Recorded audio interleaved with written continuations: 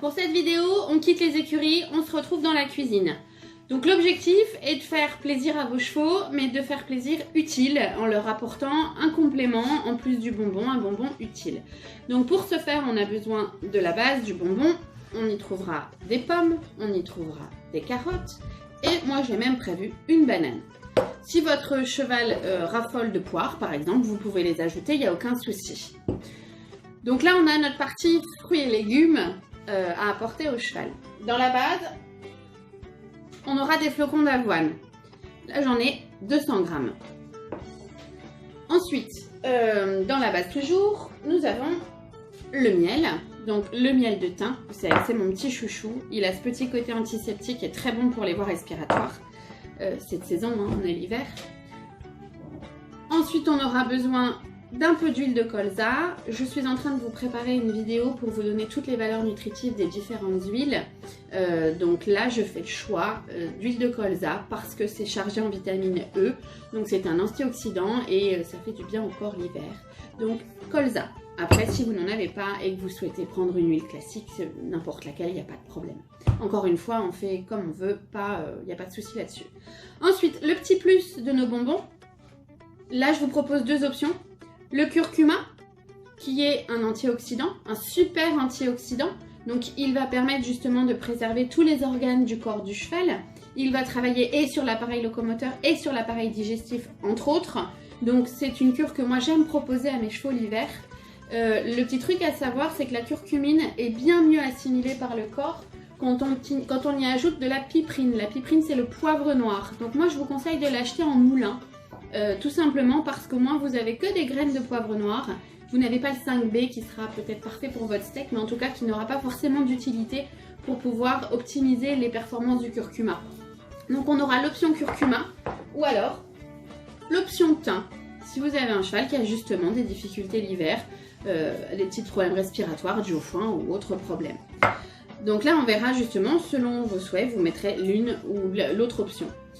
En plus je prévois un peu d'eau, ça peut être utile pour mon mélange, un saladier et on est parti.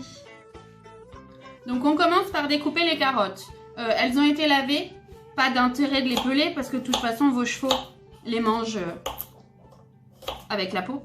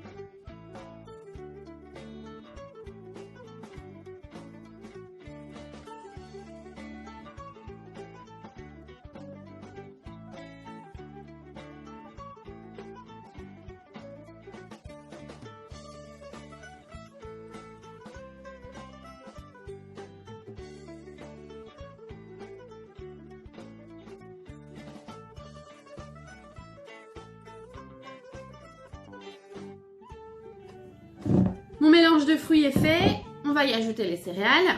Donc là, j'ai à peu près 200 g d'avoine.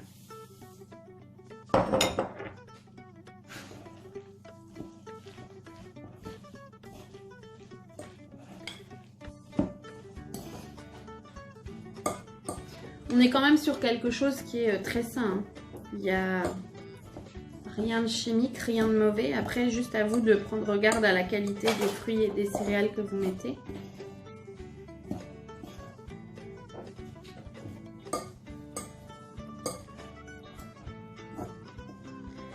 Donc voilà mon mélange. Je vais y ajouter maintenant mon miel. Il y a l'équivalent de une grosse cuillère à soupe. J'en mets pas trop parce que je ne veux pas non plus que mes chevaux aient un goûter trop salé. Juste ce qu'il faut pour que ça puisse aider à coller.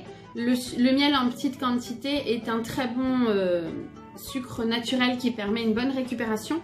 Donc le miel, on peut se permettre d'en donner aux chevaux.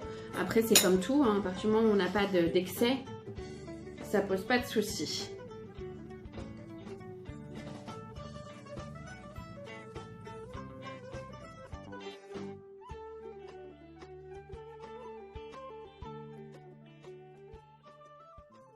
Alors là, je vois que ça colle, mais ce sera compliqué pour moi de former mes petits biscuits.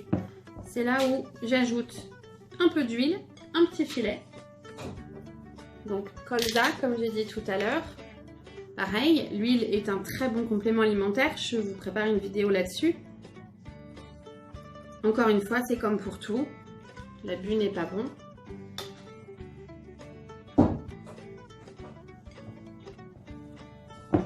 Alors je répète, hein, si vous n'avez pas d'huile de colza à la maison et que vous mettez une huile d'olive, c'est pas un souci, ça fonctionne très bien aussi.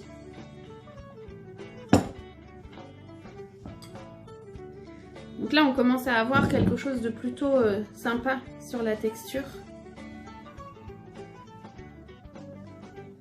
Alors pour me permettre de vous proposer les deux recettes différentes, là je vais mélanger ma préparation en deux. Comme ça, je pourrais vous proposer deux recettes, deux vertus différentes. Donc, j'essaye de faire moitié-moitié. Au grain près. Et encore une fois, vous avez, si vous ne voulez pas faire les deux, vous faites que celle qui vous intéresse. Hop. Voilà. Donc, c'est à peu près égal. Donc, mon premier mélange, on y va avec du thym.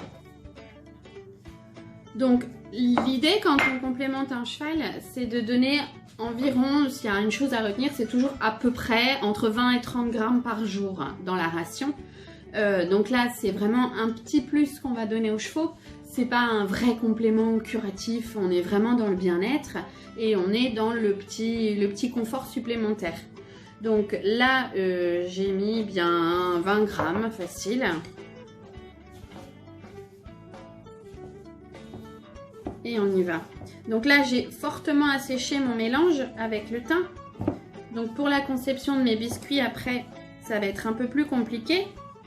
Donc là, je vais mouiller un petit peu pour permettre d'avoir une meilleure texture.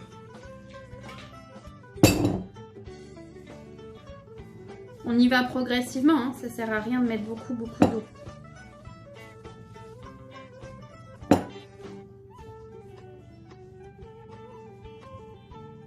Donc là, on est bon pour mon mélange thym.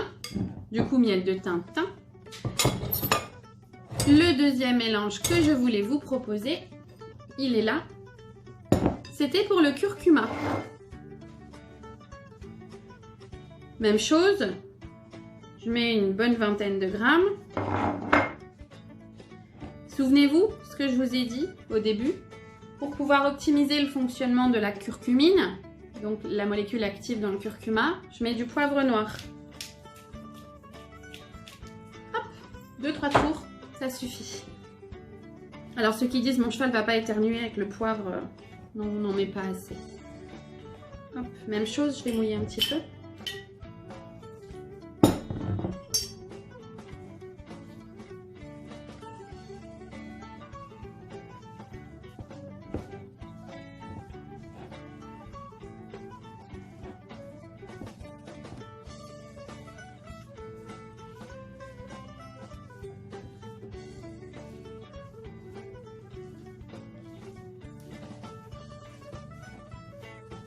Et là, on est plutôt pas mal, hein. Bonne texture, parfait. On va commencer le façonnage de nos bonbons. Préalablement, le four a été chauffé à 180 degrés. Je prends ma plaque, mon papier sulfurisé et on va jouer à faire des petits gâteaux. On y va.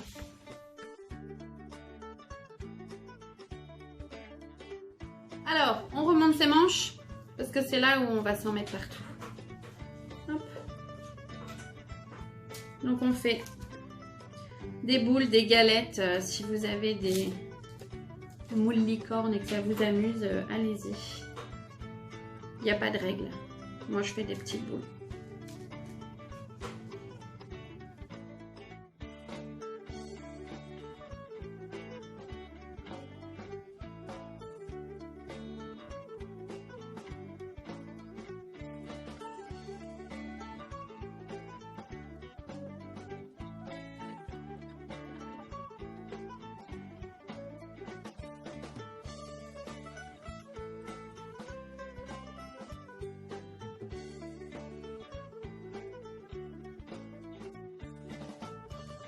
Les bonbons sont façonnés. On est parti au four. 180 degrés entre 20 et 30 minutes. C'est parti.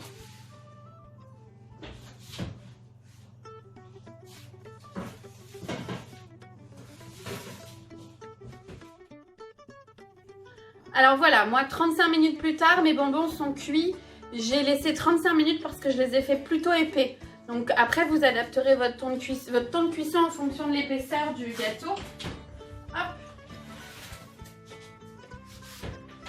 Vous n'avez pas l'odeur, mais franchement, on en mangerait. Donc les bonbons au curcuma, les bonbons au thym, ils sont encore un peu mous. C'est normal. En refroidissant, ça va sécher un peu. Après, on n'aura jamais la texture toute dure comme sur un bonbon industriel. Ce sera toujours un peu mou et ça, c'est normal. C'est le fait maison. Donc voilà, après, vous pourrez ajuster vos bonbons en fonction de ce que vous avez envie, en y mettant de la menthe, en y mettant ce qui vous fait plaisir en complément alimentaire. Et puis bah voilà, faites plaisir à vos cheveux en étant utile. Je vous prépare plein d'autres vidéos. Si vous avez des sujets que vous souhaitez que j'aborde, n'hésitez surtout pas à m'en faire part. Et puis je vous dis à très bientôt. Et encore une fois, je vous renouvelle mes meilleurs vœux pour cette année qu'on espère bien meilleure que la précédente. À bientôt!